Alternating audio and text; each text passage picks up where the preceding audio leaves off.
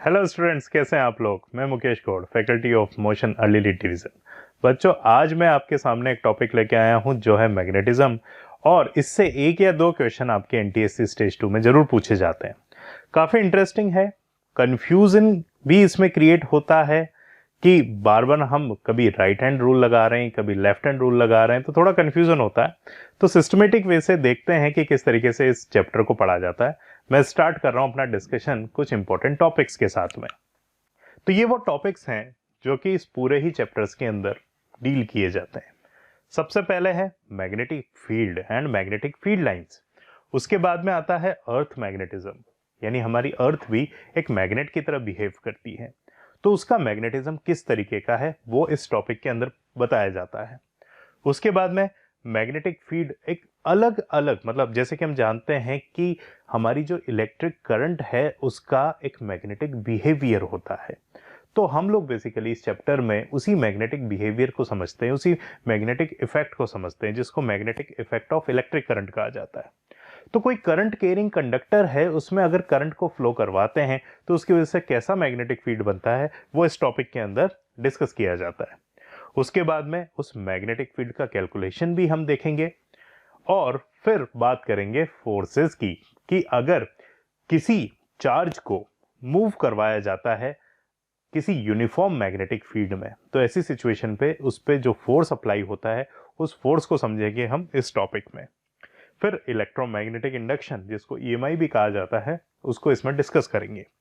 उसके बाद में इलेक्ट्रिक जनरेटर, इलेक्ट्रिक मोटर के कंसेप्ट्स को देखेंगे, और फिर लास्ट में आता है डोमेस्टिक इलेक्ट्रिक सर्किट्स। तो इन सारे ही टॉपिक्स के साथ में ये चैप्टर शुरू होता है बच्चों। तो मैग्नेटिक फील्ड क्या है, मैग्नेटिक फील्ड लाइंस क्या है। हम जानते हैं कि किसी भी मैग्नेट को या फिर किसी करंट कैरिंग कंडक्टर को जब हम देखते हैं तो वो अपने चारों ओर एक फोर्स ऑफ इम्पैक्ट क्रिएट करता है। किसी एक पर्टिकुलर एरिया में ऐसा होता है। जब हम किसी और मैग्नेटिक मटेरियल को उस एरिया में लेके आते हैं या फिर किसी और चार्ज को उस एरिया के अंदर लाया जाता है, तो वो मूविंग चार्ज और साथ में वो जो मैग्नेटिक मटेरियल है वो उस इम्पैक्ट को फील करता है। So that area is basically known as, that area of impact is known as magnetic field. और उस मैग्नेटिक फील्ड का जो रिप्रेजेंटेशन होता है उसको हम मैग्नेटिक फील्ड लाइंस कहते हैं। मैग्नेटिक फील्ड एक तरह की वेक्टर क्वांटिटी है। मैग्नेटिक फील्ड लाइंस के बारे में प्रॉपर्टीज ये है बच्चों की, वो कंटिन्यूस होती है नेचर में, बीच में से ब्रेक नहीं होती। और जो मैग्नेटिक फील्ड लाइंस होती हैं वो हमेशा सर्कुलर लूप तैयार करती हैं। जैसे बार मैग्नेट की मैं बात करूं, यहां हम डिस्कस करेंगे सबसे पहले बार मैग्नेट को। तो बार मैग्नेट में अगर मैं कहूं आपसे कि भाई बार मैग्नेट का डिजाइन आप बनाइए, तो ये भाई ये होता है बार मैग्नेट का डिजाइन, जिसके अंदर हम लोग क्या करते हैं, उसको उसके अंदर जितने भी पोल्स हैं बार मैग्नेट के, उन सारे ही पोल्स को हम यहां पर दिखाएंगे। हम जानते हैं किसी बार मैग्नेट के अंदर दो पोल होते हैं, एक होता है नॉर्थ पोल और एक होता है साउथ पोल, इस तरीके का। अब जो नॉर्थ पोल और साउथ पोल है ये दोनों ही मैग्नेटिक फील्ड की स्ट्रेंथ को रखते हैं। तो यहां से मैग्नेटिक फील्ड लाइंस निकलेंगी नॉर्थ पोल से। हमेशा ध्यान रखिएगा कि नॉर्थ पोल से मैग्नेटिक फील्ड लाइंस इनिशिएट होती हैं और फाइनली ये इनिशिएट होके और साउथ पोल पर आ जाती हैं।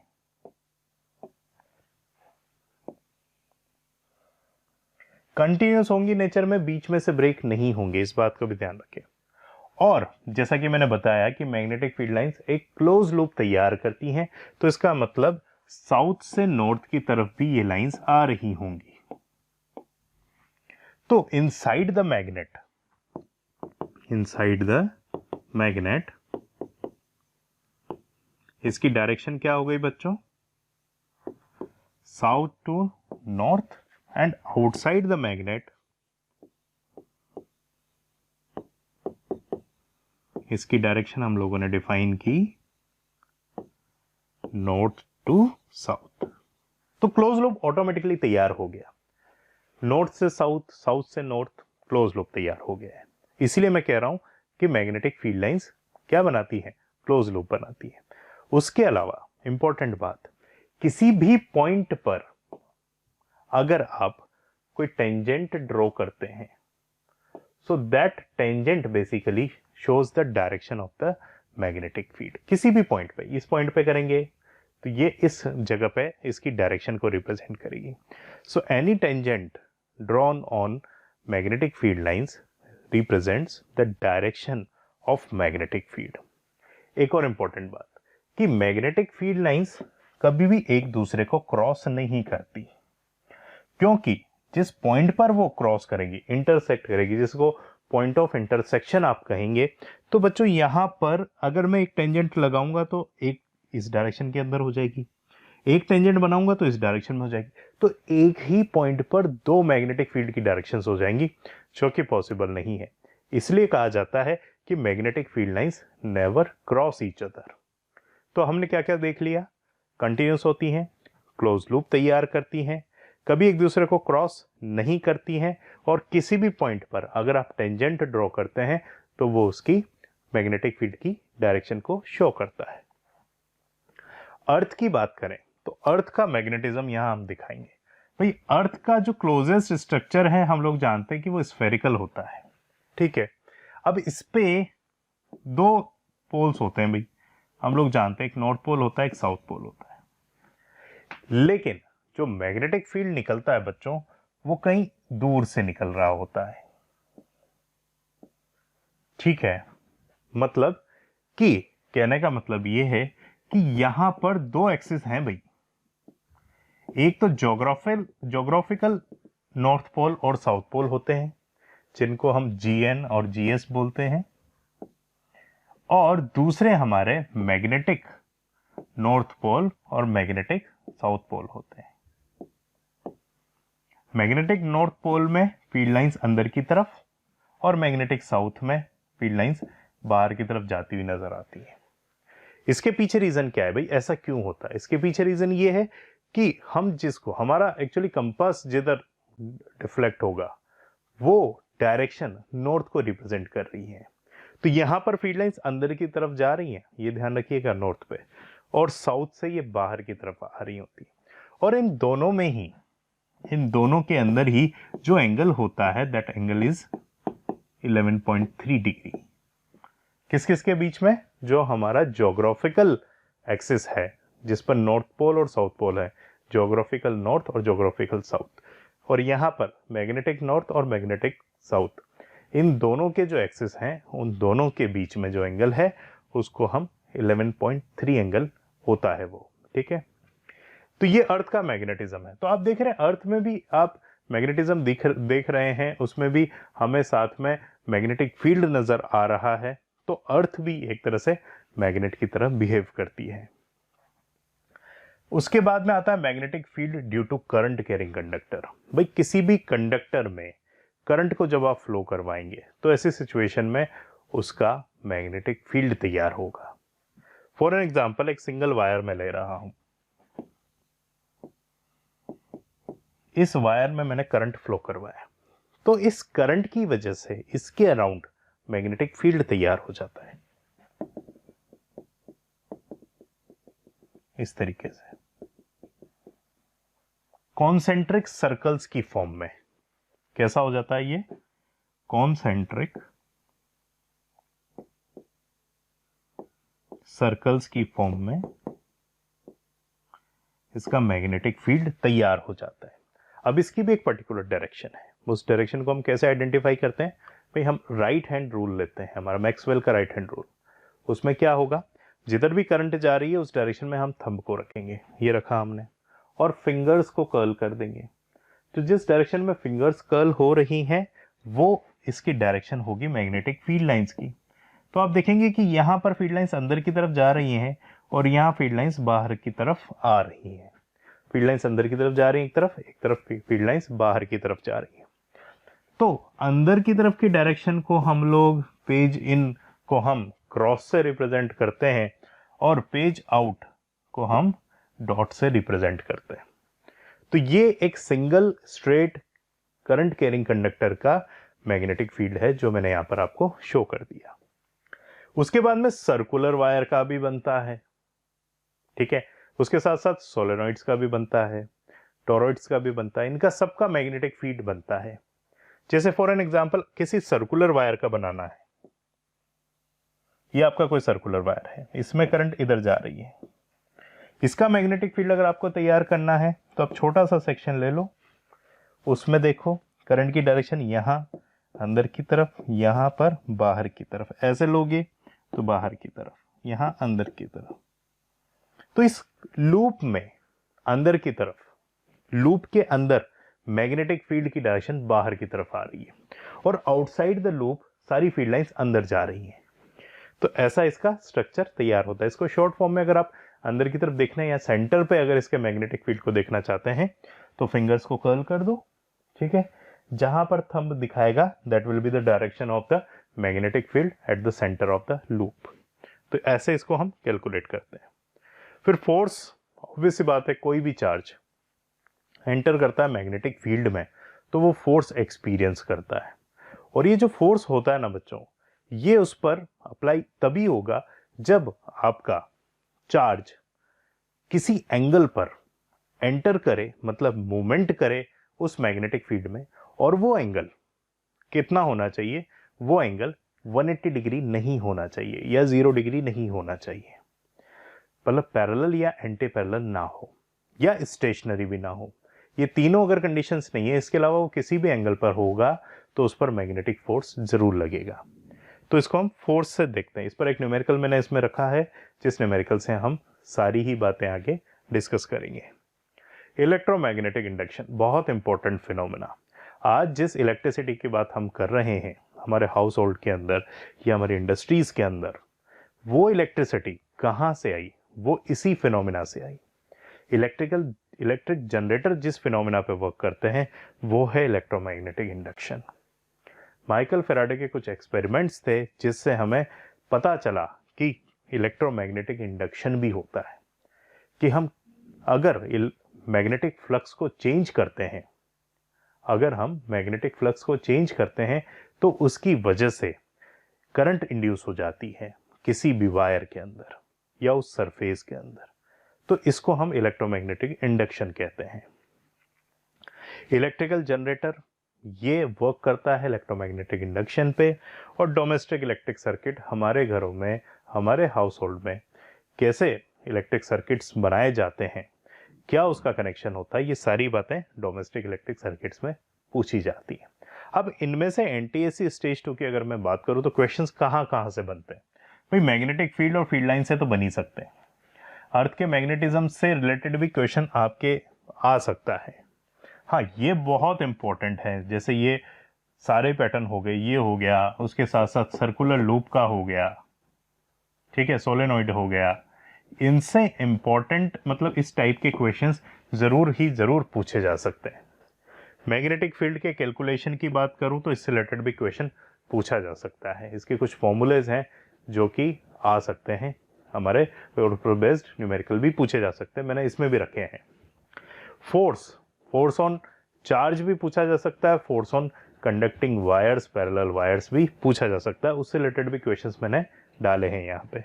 इलेक्ट्रोमैग्नेटिक इंडक्शन पर भी क्वेश्चन जरूर पूछा जाता है, तो वो भी यहाँ पर इंपॉर्टेंट रोल प्ले करता है, ठीक है ना बच्चों। इनकी वैसे प्रायोरिटी लो है, बट फिर भी क्योंकि स्टेज 1 में इनसे क्वेश्चंस पूछे जाते हैं, स्टेज 2 में इनकी प्रायोरिटी कम है, बट स्टिल हमें तैयार तो पूरा ही करना है क्योंकि हमें मार्क्स तो सारे ही चाहिए। तो इसलिए हम यहाँ पर इस चैप्टर को उन सारे न्यूमेरिकल से अच्छे से समझेंगे। ये सबसे पहला मेरे सामने एक न्यूमेरिकल आया है, एक बार आप इस न्यूमेरिकल को पढ़िए और देखिए कि इसमें क्या पूछा गया है। इसमें कहा गया है कि अगर magnetic field produce at the centre of the current carrying circular wire is, किसी भी सर्कुलर वायर में जो मैग्नेटिक फील्ड जनरेट होता है, जो करंट कैरिंग है, उसकी वजह से वो कैसा होता है, क्या वो डायरेक्टली प्रोपोर्शनल होता है square of the radius of the circular wire, क्या वो डायरेक्टली प्रोपोर्शनल होता है radius of the circular wire, या फिर वो इन्वर्सली प्रोपोर्शनल होता है square of the radius of the circular wire, या फिर इन्वर्सली प्रोपोर्शनल होता है radius of the circular wire. तो एक बात ध्यान रखिएगा बच्चों, इसका जो फॉर्मूला होता है मैग्नेटिक फील्ड का, इसमें let's suppose I current flow कर रही है और इसकी रेडियस है आर, तो इसका फॉर्मूला होता है mu not I upon 2r। This is the formula, ठीक है। सर्कुलर वायर में म्यू नॉट क्या है, म्यू नॉट है परमेबिलिटी ऑफ फ्री स्पेस, जिसका वैल्यू 4 पाई इंटू 10⁻⁻7 होता है। आई होता है करंट, आर होती है रेडियस। तो हमने यहाँ पर देखा कि जो मैग्नेटिक फील्ड है वो इन्वर्सली प्रोपोर्शनल है किसके, radius of the circular wire के। तो यहाँ पर हम लोग तो option number D, inversely proportional to the radius of circular wire, यहाँ पर करेक्ट ऑप्शन है। इसको हम यहाँ यूज करते हैं। तो B is inversely proportional to the radius, और B डायरेक्टली प्रोपोर्शनल होता है करंट के। ये बात भी आप इस फॉर्मूले से देख सकते हैं। तो जैसे जैसे फॉर्मूलेज आते जाएंगे, जैसे जैसे इससे रिलेटेड क्वेश्चन आते जाएंगे, हम लोग यहाँ पर इसको सॉल्व करते रहेंगे बच्चों। Next question, force acting on a stationary charge in the magnetic field is. Stationary charge की बात हो रही है, मतलब चार्ज मूविंग नहीं है। अब यहाँ पर हम फॉर्मूले की भी बात कर लें तो ज्यादा अच्छा रहेगा। भाई फॉर्मूला F होता है Q V cross B, it is the formula. ये कैसा फॉर्मूला, भाई कहीं पे कुछ भी, let suppose magnetic field, uniform magnetic field है, अंदर की तरफ जा रहा है। यूनिफॉर्म कैसे पकड़ा, स्पेसिंग ऑफ क्रॉसेस इक्वल होनी चाहिए, ये ध्यान रखिएगा। तो वो यूनिफॉर्म है। अब इसमें कोई चार्ज है वो एंटर कर रहा है, कोई भी चार्ज है जो मैंने एंटर करवाया। लेट सपोज मैं इसमें किसी पॉजिटिव चार्ज को अंदर एंटर करवा रहा हूं, उसकी वेलोसिटी इधर मैंने दे दी, और इसका चार्ज है Q। तो यहां पर ये जो फॉर्मूला है F is equal to Q V cross B, इसमें Q होता है चार्ज, ठीक है, जिसकी यूनिट कूलम होती है। V क्या होता है, वेलोसिटी। B क्या होता है, मैग्नेटिक फील्ड। तो क्यू वी क्रॉस बी इसका फॉर्मूला होता है। और क्रॉस को जब हम सॉल्व करते हैं तो हम लोग जानते हैं कि वो साइन थीटा बनता है। तो ये क्या हो जाएगा, Q V B sine theta, ठीक है। और इसकी एक डायरेक्शन होगी V क्रॉस B की, हम A क्रॉस B की डायरेक्शन निकालना जानते हैं, उसी से इसकी फोर्स की डायरेक्शन भी निकाल सकते हैं। अब साइन थीटा ध्यान रखिएगा, यहाँ पर थीटा मतलब 0 डिग्री और 180 डिग्री पर तो भैया साइन 0 हो जाता है, तो फोर्स 0 हो जाता है। अभी मैंने पहले बताया था कि क्यों पैरेलल या फिर एंटी पैरेलल चलेंगे तो 0 हो जाएगा फोर्स। वहीं पे जो बात हो रही है यहाँ कि किसी चार्ज पर अगर मैं बात कर रहा हूं तो उस चार्ज का अगर स्टेशनरी कहा गया है तो उसकी वेलोसिटी तो भाई 0 हो गई। तो स्टेशनरी चार्ज है तो उस पर तो फोर्स नहीं लगेगा, इसलिए यहाँ पर आंसर हो जाएगा D 0। फोर्स लगेगा ही नहीं ना, क्योंकि उसकी वेलोसिटी क्या है 0। तो इसलिए यहाँ पर जो आंसर है वो है 0। चलिए मूव करते हैं नेक्स्ट क्वेश्चन पर। नेक्स्ट क्वेश्चन है कि an electron enters a magnetic field at right angles. अब राइट एंगल पर हो रहा है, परपेंडिकुलर हो रहा है, कोई दिक्कत नहीं है, तो उस पर फोर्स कैसे अप्लाई होगा, किस डायरेक्शन में अप्लाई होगा। बड़ा सिंपल सा क्वेश्चन है। जब भी नेगेटिव चार्ज की बात हो तो पहले उसको पॉजिटिव मान के उसका आंसर निकाल लो। हम फ्लेमिंग के लेफ्ट हैंड रूल को अप्लाई करके भी निकाल सकते हैं, या फिर हम जैसे मैंने अभी बताया A क्रॉस B को जैसे निकालते हैं वैसे में निकाल सकते हैं। तो दोनों में से जो आपको कन्वीनियंट लगे आप उसको अप्लाई कर सकते हैं, जो भी आपको अच्छा लगे। मैं दोनों ही तरीकों से आपको बताऊंगा। सबसे पहले मैं क्रॉस प्रोडक्ट वाली बात करता हूं। तो भाई इसकी वेलोसिटी का है नीचे की तरफ, मैग्नेटिक फील्ड जा रहा है इधर की तरफ, ठीक है ना। तो ऐसी सिचुएशन में हम लोग A क्रॉस B कैसे निकालेंगे, तो फर्स्ट वेक्टर की डायरेक्शन में फिंगर्स, सेकेंड वेक्टर की डायरेक्शन में पाम, V क्रॉस B, ये देखा तो किधर थंबाया, बाहर की तरफ यानी आउटसाइड। तो इस पर इलेक्ट्रॉन पर फोर्स किधर निकलेगा, पहले मैंने पॉजिटिव मान के किया ना, तो इलेक्ट्रॉन में क्या हो जाएगा, वो नेगेटिव हो जाएगा। इसका मतलब अगर पहले आउटसाइड आया है तो डायरेक्शन को रिवर्स कर दो तो वो आंसर आएगा इनसाइड। तो इसमें option number D into the page correct option हो जाएगा बच्चों। ये तो हुआ जो मैंने क्रॉस प्रोडक्ट के तरीके से डायरेक्शन निकालना सिखाया। अब आप फ्लेमिंग का लेफ्ट हैंड रूल लगा सकते हैं। फ्लेमिंग के लेफ्ट हैंड रूल में भाई हमें कुछ नहीं करना, सिंपल पहले पॉजिटिव चार्ज मान के निकाल लो। क्या करना है, जिधर भी फील्ड जा रहा है उस डायरेक्शन में आपकी 4 फिंगर आपको रखनी है, ये रख दिया, ठीक है। अब वेलोसिटी इससे, ये वेलोसिटी नीचे की तरफ, तो ऑटोमेटिकली आपका थंब किधर आ गया, बाहर की तरफ आ गया। तो इलेक्ट्रॉन है तो क्या हो जाएगा, अंदर की तरफ, इसलिए option D into the page यहां पर करेक्ट ऑप्शन हो जाएगा बच्चों। तो देखते हैं नेक्स्ट क्वेश्चन को। नेक्स्ट क्वेश्चन है हमारा कि same amount of current flows in the same direction along the two parallel conductors separated by a small distance।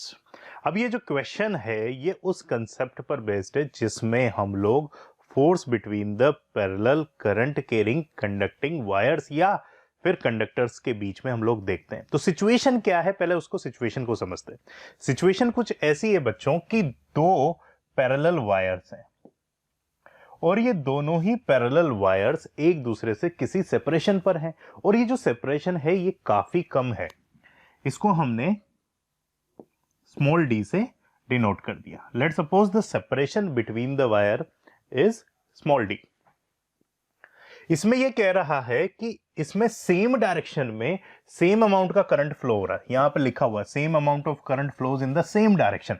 इसका मतलब यह हो गया कि इसमें भी कुछ आई अमाउंट का करंट फ्लो कर रहा होगा और इसमें भी क्या कर रहा होगा, आई अमाउंट का करंट फ्लो कर रहा होगा। यहां तक बात पूरी तरह से क्लियर है कि भाई सेम मैग्नीट्यूड का करंट सेम डायरेक्शन में फ्लो हो रहा होगा उन दो पैरेलल कंडक्टर्स में जो कि एक दूसरे से स्मॉल डिस्टेंस पर हैं।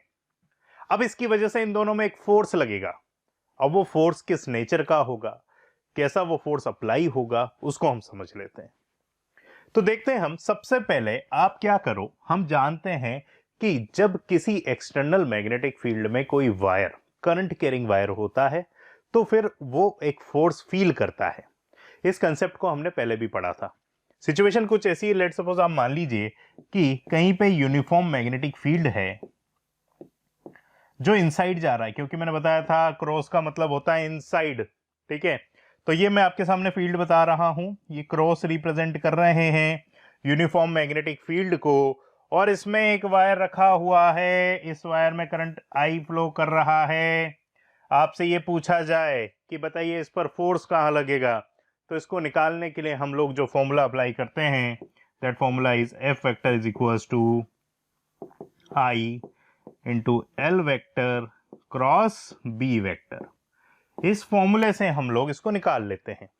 एल वेक्टर की डायरेक्शन वही होती है जहां पर करंट फ्लो करता है। इसका मतलब एल वेक्टर की डायरेक्शन कहां है, ऊपर की तरफ, और मैग्नेटिक फील्ड कहां जा रहा है, अंदर की तरफ। अब ए क्रॉस बी की डायरेक्शन अगर आपको कैलकुलेट करनी है तो उसको निकालने के लिए हम लोग क्या करेंगे, पहले वेक्टर की डायरेक्शन में फिंगर्स को डायरेक्ट कर दिया, दूसरे वेक्टर की डायरेक्शन में फिंगर्स को कर्ल कर दिया, तो थंब जिधर बताया वो उसका direction of A cross B होता है।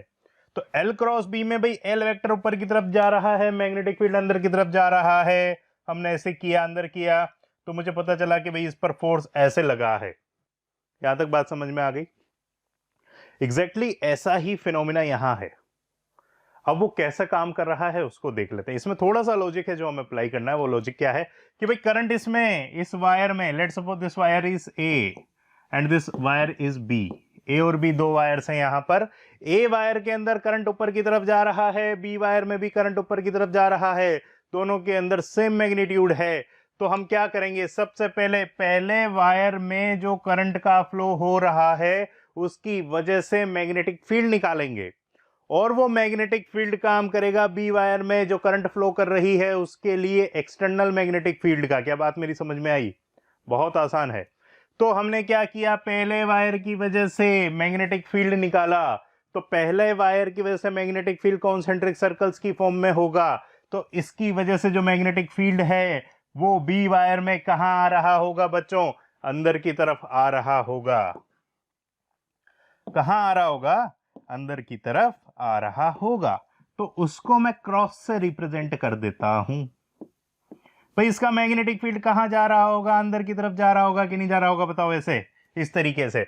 तो इस पर मैग्नेटिक फील्ड अंदर की तरफ, करंट इसमें ऊपर की तरफ, क्या वही सिचुएशन हो गई। तो इस पर जो फोर्स लगेगा वो लगेगा ए वायर की तरफ। ठीक है, तो ए वायर ने क्या किया, बी वायर को अपनी ओर अट्रैक्ट कर दिया। क्या बी वायर भी ए वायर को अट्रैक्ट कर रहा है या रिपेल कर रहा है? इस सिचुएशन को समझने के लिए सेम प्रोसीजर फॉलो करेंगे। जरा देखो, इसमें करंट ऊपर की तरफ है, इसमें भी करंट ऊपर की तरफ था, लेकिन अब की बार सिचुएशन है क्योंकि इस वायर के लिए जो ए वायर है वो इधर की तरफ है। ठीक है, तो जब इसमें देखेंगे तो कहां आ रहा है इसका फील्ड, आउटर आ रहा है, बाहर की तरफ आ रहा है कि नहीं आ रहा, तो हमने देखा तो इस पे बाहर आ रहा है, तो डॉट से हम इसको रिप्रेजेंट करेंगे। ये हो गया। अब देखो जरा, पहला वेक्टर ऊपर की तरफ, दूसरा वेक्टर बाहर की तरफ, तो इस पे मैंने फिंगर्स को कर्ल किया क्योंकि वेक्टर बाहर की तरफ है, पहला वेक्टर ऊपर की तरफ है, दूसरा वेक्टर बाहर की तरफ है, तो बाहर की तरफ मैंने फिंगर्स को कर्ल किया, फोर्स किधर लगा, इधर की तरफ। इसका मतलब ये इसको इधर की तरफ खींचेगा, दोनों एक दूसरे को क्या करेंगे, अट्रैक्ट करेंगे। तो ध्यान रखिएगा, पैरेलल कंडक्टर्स में जब करंट सेम डायरेक्शन में फ्लो होता है तो फिर उनमें फोर्स ऑफ अट्रैक्शन लगता है। तो चार ऑप्शंस हैं, both conductor attract each other, repel each other, तो यहां पर कौन सा ऑप्शन करेक्ट हो जाएगा, पहला ऑप्शन करेक्ट हो जाएगा कि both the conductors attract each other, यहां पर ये करेक्ट ऑप्शन होगा। देखते हैं नेक्स्ट क्वेश्चन को। The magnetic force on a moving charge particle can change the particle. भाई मैग्नेटिक फोर्स है और एक मूविंग चार्ज पार्टिकल है, उसके किस चीज में चेंज करता है, हमें यह निकालना है। क्या उसकी स्पीड में चेंज करता है, क्या उसकी स्पीड और डायरेक्शन में चेंज करता है, या उसकी केवल डायरेक्शन में चेंज करता है, और ना स्पीड में चेंज करता है ना डायरेक्शन में चेंज करता है। तो इसका एक एग्जांपल ले लेते हैं, इस एग्जांपल से आप इसको समझ पाएंगे। जरा देखो, मैं यहां पर मैग्नेटिक फील्ड बना रहा हूं भाई अंदर की तरफ, यूनिफॉर्म मैग्नेटिक फील्ड है,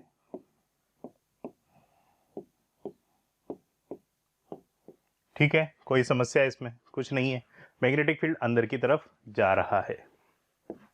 अब हम क्या करेंगे, अब हम इसमें किसी पार्टिकल को एंटर करवाएंगे भाई, पार्टिकल भी कौन सा, चार्ज पार्टिकल एंटर करवाएंगे, पॉजिटिव चार्ज एंटर करा लेते हैं। ये मेरा पॉजिटिव चार्ज है, ये किसी v वेलोसिटी से इसके अंदर एंटर कर रहा है, अंदर की तरफ जा रहा है। ऐसे जाने के बाद में इस पर फोर्स लगेगा। भाई फोर्स किधर की तरफ लगेगा, फ्लेमिंग के लेफ्ट हैंड रूल से देखो, इधर की तरफ पार्टिकल की वेलोसिटी है, हमने ये फॉर्म बना लिया, अंदर की तरफ मैग्नेटिक फील्ड है, इधर की तरफ वेलोसिटी है, फोर्स का लगा ऊपर की तरफ, तो इस पर फोर्स लगेगा भाई ऊपर की तरफ। अब वेलोसिटी वेक्टर और फोर्स वेक्टर के बीच में एंगल कितना, 90 डिग्री। हम समझ पा रहे हैं क्या होने जा रहा है भैया, ये तो सर्कुलर मोशन हो सकता है, पूरे पूरे चांस है। तो इसका पाथ कुछ ऐसा होने जा रहा है, देखो जब यहां होगा तो इधर आएगा, यहां होगा इधर आएगा, every time you will see कि force vector is perpendicular to the velocity vector. So जो मैग्नेटिक फोर्स है, magnetic force will act as centripetal force.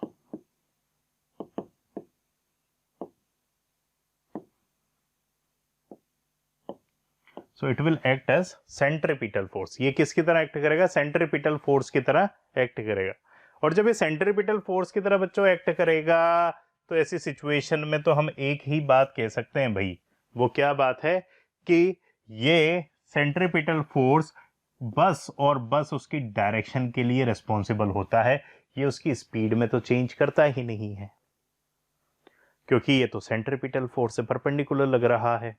Kinetic energy में उसका कोई चेंज नहीं होता, काइनेटिक एनर्जी उसकी कांस्टेंट होती है। तो इन चारों ही ऑप्शन में से जो ऑप्शन इसमें करेक्ट है, that option is direction only, option number C. Move करते हैं नेक्स्ट क्वेश्चन पर।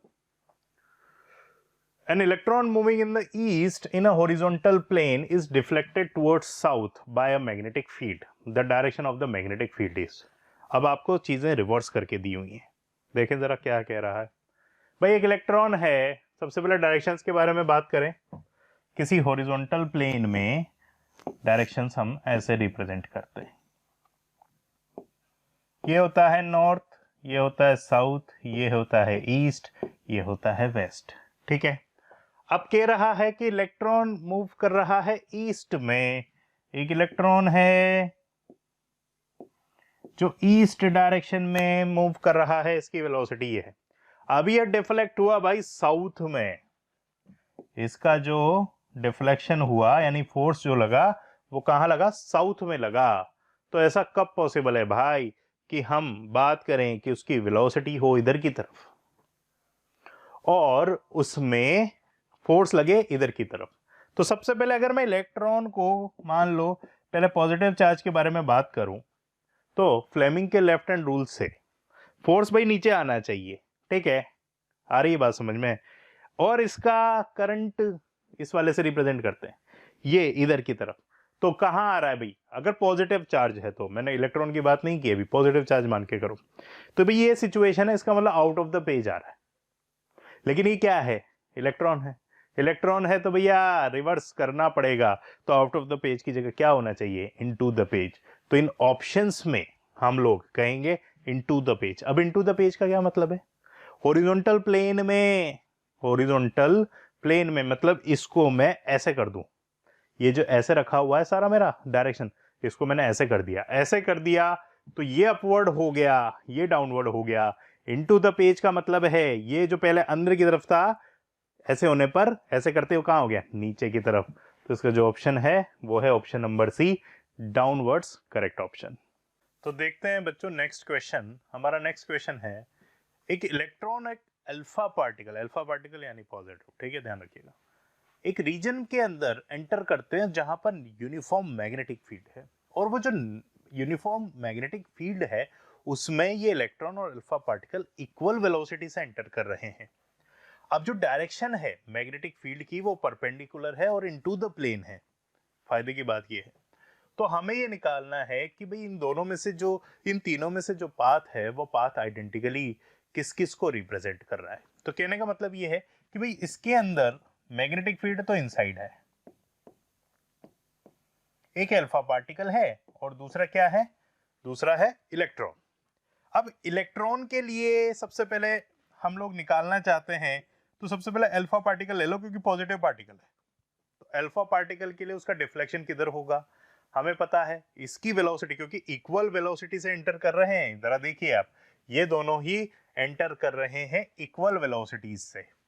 तो आप देखेंगे अल्फा पार्टिकल को जब आपने एंटर किया तो उस टाइम पर उसका डिफ्लेक्शन किधर की तरफ आया, इधर की तरफ। फ्लेमिंग के लेफ्ट हैंड रूल से भी देख सकते हैं आप, जैसे ये ऊपर की तरफ गया उस टाइम पर इसमें मैग्नेटिक फील्ड अंदर की तरफ है, ये देखो हमने देखा किसकी तरफ आया, इधर की तरफ। तो ये अल्फा पार्टिकल का डिफ्लेक्शन हो गया वन की तरफ। अब दूसरा क्या है, नेगेटिव पार्टिकल है। तो नेगेटिव पार्टिकल है तो ऑब्वियस सी बात है उसकी सिचुएशन तो होगी कि इलेक्ट्रॉन तो थर्ड की तरफ एंटर करेगा। तो इसका मतलब वन तो कर रहा है अल्फा को और जो थर्ड है वो रिप्रेजेंट कर रहा है इलेक्ट्रॉन को। तो इन चारों ही ऑप्शंस में से अगर मैं ऑप्शन नंबर डी देखूं, इसमें 1 for alpha particle and 3 for electron, तो यही यहाँ क्या है, करेक्ट ऑप्शन है। अब नेक्स्ट क्वेश्चन हम लोग देख रहे हैं इलेक्ट्रोमैग्नेटिक इंडक्शन, वेरी इंपॉर्टेंट। ये हमने पहले भी देखा है कि इलेक्ट्रोमैग्नेटिक इंडक्शन से बहुत सारे न्यूमेरिकल्स पूछे जाते हैं। तो मैं आपके सामने एक न्यूमेरिकल लेके आया हूं जो कि रिलेटेड है हमारा इलेक्ट्रोमैग्नेटिक इंडक्शन से। तो इलेक्ट्रोमैग्नेटिक इंडक्शन के बारे में बात करें कि जब भी मैग्नेटिक फ्लक्स किसी सरफेस में से चेंज होता है with respect to the time, तो उस सिचुएशन में क्या होता है, उस सरफेस में या उस वायर के अंदर क्या होता है, उसमें करंट इंड्यूस हो जाती है। फेराडे ने इस पर बहुत सारे एक्सपेरिमेंट किए थे, हमें पता है। उसने एक लूप लिया था जिसमें गैल्वेनोमीटर कनेक्ट किया था, सामने एक बार मैग्नेट रखा था। बार मैग्नेट का नॉर्थ पोल जब उसके पास में लेके आ रहा होता है उस टाइम पर डिफ्लेक्शन शो होता है गैल्वेनोमीटर में। जब नॉर्थ पोल उससे दूर जा रहा होता है तब भी डिफ्लेक्शन शो होता है। जब साउथ पोल पास आ रहा होता है तब भी डिफ्लेक्शन शो होता है। जब साउथ पोल दूर जा रहा होता है उस टाइम पर भी डिफ्लेक्शन शो होता है। और जब भी किसी भी मोमेंट पर, अगर मान लीजिए उस टाइम पर किसी भी मोमेंट पर अगर वहां पर उस मैग्नेट को स्टेशनरी कर दिया जाए तो वहां डिफ्लेक्शन जीरो हो जाता था गैल्वेनोमीटर का।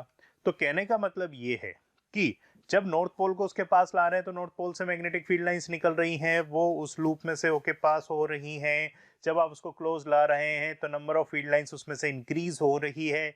लेकिन उस इंक्रीमेंट को अपोज करने के लिए, लेंज लॉ हमने पढ़ा है, उसमें एक करंट इंड्यूस हो जाती है और वो करंट उस डायरेक्शन में इंड्यूस होती है कि वो उस इंक्रीमेंट को अपोज कर सके। Similarly on the other hand, अगर मान लीजिए ऐसा कुछ हो रहा है कि वो मैग्नेट्स जो है नॉर्थ पोल उसका दूर जा रहा होगा, तो नंबर ऑफ फील्ड लाइंस उस सिचुएशन में क्या कर रही होंगी, कम हो रही होंगी उस लूप में से। तो वहां पर उसको कंपनसेट करने के लिए वहां मैग्नेटिक फील्ड जनरेट करना होगा, तो करंट उसमें ऑटोमेटिकली उस डायरेक्शन में इंड्यूस होगी कि जो आप फील्ड कम कर रहे हैं उसको वापस से इंक्रीज कर सके। तो इसका ये मतलब हुआ बच्चों कि आप उसमें से number of field lines increase या डिक्रीज करेंगे तो नेचर नहीं चाहेगी कि उसमें से आप नंबर ऑफ फील्ड लाइंस को इंक्रीज या डिक्रीज करें, तो ऑटोमेटिकली नेचर उसमें करंट इंड्यूस कर देगी, so that the increment of magnetic field and the decrement of magnetic field can be balanced. ठीक है, तो ये लेंज लॉ होता है, यही फैराडे लॉ होता है और इसी को हम लोग इलेक्ट्रोमैग्नेटिक इंडक्शन के नेम से जानते हैं। अब आपके सामने जो सिचुएशन मैंने दी है जिसमें साउथ पोल नॉर्थ पोल किसी बार मैग्नेट का एक लूप में से पास, एक लूप के क्लोज आ रहा है।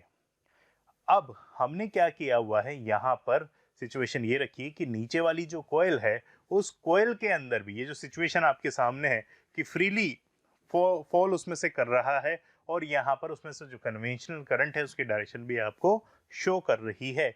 आपको ये बताना है कि इन सारी सिचुएशन में से किसमें पोटेंशियल एनर्जी मैक्सिमम होगी। तो पोटेंशियल एनर्जी का मैक्सिमम होना मतलब रिपल्शन होना है ना।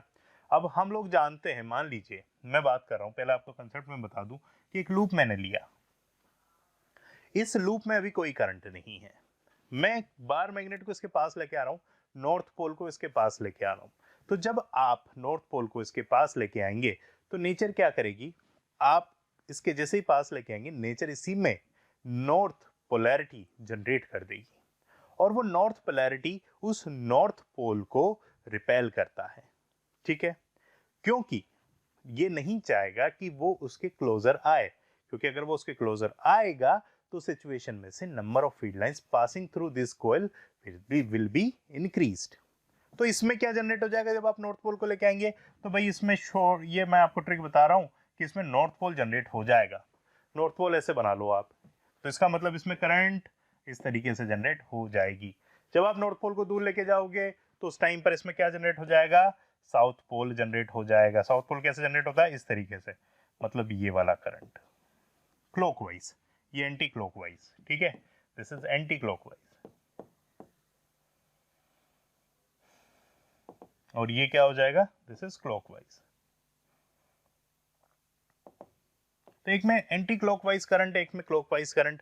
नॉर्थ पोल को पास लाने पर, नॉर्थ पोल को दूर ले जाने पर, ऐसे साउथ पोल को पास लाने पर और साउथ पोल को दूर ले जाने पर, तो ये इसमें जनरेशन होता रहता है। तो आप देखेंगे भाई यहाँ पर साउथ पोल इसके पास आ रहा है, ऊपर से इसको फ्री फॉल करवा रहे हैं, तो इसके अंदर क्या जनरेट होना चाहिए, अगर पोटेंशियल एनर्जी को मैक्सिमम करना है तो इसमें साउथ पोल जनरेट होना चाहिए। तो साउथ पोल जनरेट हो रहा है क्या, जरा देखते हैं। हाँ भाई, इसमें तो साउथ पोल जनरेट हो रहा है, तो हाँ फर्स्ट वाली में तो पोटेंशियल एनर्जी मैक्सिमम हो सकती है। सेकंड सिचुएशन में भाई नॉर्थ पोल पास आ रहा है, क्या इसमें नॉर्थ पोल बन रहा है कि नहीं, इसमें तो साउथ पोल बन रहा है। नॉर्थ और साउथ तो एक दूसरे को अट्रैक्ट कर लेंगे, पोटेंशियल एनर्जी कैसे मैक्सिमम होगी, नहीं होगी। थर्ड सिचुएशन में क्या हो रहा है भाई, थर्ड सिचुएशन में साउथ इधर पास में आ रहा है, क्या यहाँ साउथ पोल जनरेट हो रहा है, नहीं, इसमें साउथ नहीं, इसमें तो नॉर्थ पोल जनरेट हो रहा है, तो ये तो अट्रैक्ट कर लेगा। फोर्थ में देख रहे हैं, नॉर्थ जब इसके पास आ रहा है तो क्या नॉर्थ जनरेट हो रहा है, पहले साउथ को देखें, हाँ जी ये तो साउथ है, इसका मतलब ये डायरेक्शन उल्टी है, तो इसमें क्या जनरेट हो रहा होगा, इसमें नॉर्थ पोल जनरेट हो रहा होगा। तो जी हाँ, ये है नॉर्थ पोल। तो इसका मतलब फर्स्ट और फोर्थ के अंदर पोटेंशियल एनर्जी क्या होगी, मैक्सिमम होगी। तो ये हमने यहाँ पर ऐसे समझ लिया। तो इन चारों ही ऑप्शंस में से आप देखेंगे ऑप्शन नंबर बी, जिसमें फर्स्ट एंड फोर्थ है, जिसमें पोटेंशियल एनर्जी मैक्सिमम है, तो यहाँ पे ये करेक्ट ऑप्शन होगा बच्चों। अब इलेक्ट्रोमैग्नेटिज्म की अगर बात हो ही रही है बच्चों, तो फिर मैं एक कंसेप्ट आपको यहाँ पर आज सिखाता हूँ। देखो सिचुएशन क्या है, सिचुएशन कुछ ऐसी है कि magnetic field into the page जा रहा है। तो मैं यहाँ बना रहा हूँ आपके सामने डायग्राम, ये मैग्नेटिक फील्ड में यूनिफॉर्म है और ये अंदर की तरफ जा रहा है, इनटू द पेज। आप लोग भी इसको अपनी कॉपी में ऐसे बना लीजिए, इनटू द पेज जा रहा है ये, ठीक है। अब हमने क्या किया, इसमें एक कंडक्टर रेल बनाई। कंडक्टर रेल कैसे बनाएंगे, तो ये इसमें कंडक्टर रेल मैंने तैयार की और इसके ऊपर एक वायर रख दिया ऐसे ऊपर। सिचुएशन कुछ ऐसी है कि ऐसे मैग्नेटिक फील्ड जा रहा है और उसमें मैंने एक कंडक्टर रेल रखी है और उसके ऊपर एक वायर को रख दिया है। ये जो कॉन्टैक्ट्स हैं ये फ्रिक्शनलेस हैं, इस बात का ध्यान रखिए। मतलब ये वायर फ्री टू मूव है इस रेल पर, इस कंडक्टर रेल पर ये फ्री टू मूव है।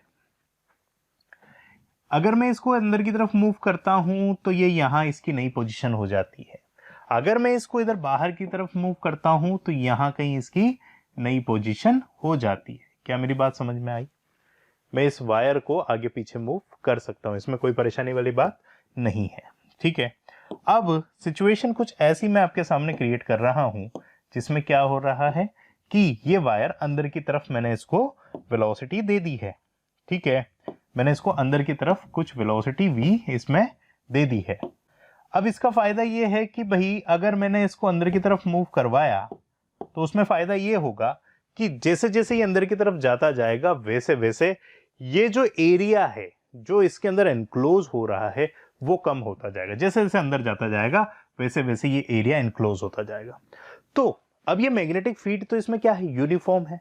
अब ये जो एरिया एनक्लोज्ड है ये कम होता जाएगा, तो इसका मतलब इस एनक्लोज्ड एरिया में से number of line passing, number of field lines, magnetic field lines passing reduce हो रही है, डिक्रीज हो रही है according to the time, because ये भी कंटिन्यूसली मूव हो रहा है।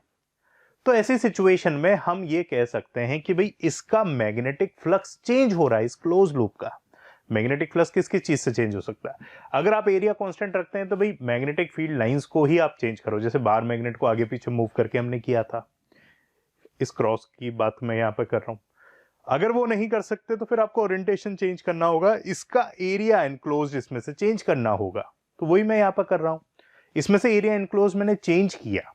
तो ऐसी सिचुएशन में now magnetic flux is decreasing. Flux हम जानते हैं, flux is the number of field lines passing through surface. तो magnetic flux is decreasing. Magnetic flux क्या हो रहा है, डिक्रीज कर रहा है। अगर मैग्नेटिक फ्लक्स इसमें से डिक्रीज कर रहा है तो नेचर तो नहीं चाहेगी ना कि मैग्नेटिक फ्लक्स इसमें से डिक्रीज हो। तो नेचर क्या करेगी, इसमें एक करंट इंड्यूस कर देगी। अब वो करंट किस डायरेक्शन में इंड्यूस होगा वो हम समझते हैं। इसको समझने के बहुत सारे तरीके हैं। मैं पहला तरीका आपको बता रहा हूं कि नंबर ऑफ लाइंस इधर की तरफ रिड्यूस हो रही हैं, crosses number of lines reduce हो रही हैं, तो वो नहीं चाहेगा कि नंबर ऑफ लाइन रिड्यूस हो, तो उसको बूस्ट किया जाएगा। बूस्ट कैसे करेंगे, करंट उस डायरेक्शन के अंदर इसमें फ्लो करेंगे कि नंबर ऑफ लाइंस उसमें से इंक्रीज हो जाए। तो मतलब इसमें नंबर ऑफ लाइंस इंक्रीज करने के लिए इस लूप में करंट का डायरेक्शन ऐसे फ्लो होना चाहिए, तभी इसमें से passing number of lines boost हो जाएंगी, क्योंकि अभी डिक्रीज हो रही हैं। Once we are decreasing the magnetic flux. बात समझ में आई? तो ऑटोमेटिकली इसमें से पास होने वाली मैग्नेटिक फील्ड लाइंस को बूस्ट मिल जाएगा अगर इसमें हम करंट ऐसे इंड्यूस करते हैं। तो नेचर इसमें क्या करेगी, करंट ऑटोमेटिकली इसी डायरेक्शन के अंदर इंड्यूस कर देगी। अब आप कहेंगे सर ये मेथड थोड़ा जचा नहीं, समझ में नहीं आया, कुछ और नया तरीका बताओ। तो भाई उसको समझने का सीधा सीधा तरीका है। हम क्या कर रहे हैं, इस वायर को इधर की तरफ लेके जा रहे हैं, ठीक है। वायर की वेलोसिटी क्या है, उधर है। तो यानी कि इस वायर के जितने भी पॉजिटिव चार्जेस हैं वो किधर जा रहे होंगे, इधर की तरफ जा रहे होंगे। पॉजिटिव चार्ज किस में जा रहे होंगे, इस मैग्नेटिक फील्ड में। मैग्नेटिक फील्ड अंदर की तरफ, चार्ज की वेलोसिटी उधर की तरफ। तो ऐसी सिचुएशन में उस पर फोर्स कहां लगेगा, चार्जेस पर। फ्लेमिंग के लेफ्ट हैंड रूल से निकालो, चाहे आप मैक्सवेल के राइट हैंड रूल से निकालो, उसमें कहां लगेगा, ऊपर की तरफ। तो सारे पॉजिटिव चार्ज कहां इक्विवेलेंट हो जाएंगे, वायर में ऊपर की तरफ। सारे नेगेटिव चार्ज कहां चले जाएंगे, नीचे की तरफ। तो ये कुछ ऐसी बैटरी की तरफ वर्क करेगा जिसमें पॉजिटिव चार्ज ऊपर की तरफ होंगे, नेगेटिव चार्ज नीचे की तरफ होंगे। तो इसका मतलब अगर बैटरी ऐसे होती पॉजिटिव टर्मिनल से नेगेटिव टर्मिनल की तरफ, मतलब इसमें करंट की डायरेक्शन क्या हो जाएगी, ये वाली। आगे की नहीं आई बात समझ में, क्लियर है? तो यही चीज मैं समझा रहा हूं। दूसरा मेथड है जिससे आप इसको आसानी से समझ सकते हैं कि इसमें करंट की डायरेक्शन ऐसे चली जाएगी। और भी तरीके हैं, आप चाहें तो खुद अपना नया तरीका बना सकते हैं, क्योंकि ये वायर अंदर की तरफ जा रहा है भाई, इस वायर को अपोज करने के लिए इस पर फोर्स बाहर की तरफ लगना चाहिए। अब मैंने ये हिंट दे दिया, इस हिंट के हिसाब से एक बार सोचिए कि इसमें करंट की डायरेक्शन क्या वो जस्टिफाई हो रही है क्या, जो हमने निकाली है। अगर वो जस्टिफाई हो रही है तो आपने जो सोचा था वो करेक्ट मेथड है। मैंने आपको बता दिया इस पर फोर्स इधर की तरफ लगना चाहिए, ये मैंने आपको हिंट दे दिया। अब इसको कीजिए, कोशिश कीजिए करने की, नहीं समझ में आता है तो फिर मैं आपको बताऊंगा इसमें कि इसको कैसे किया गया है।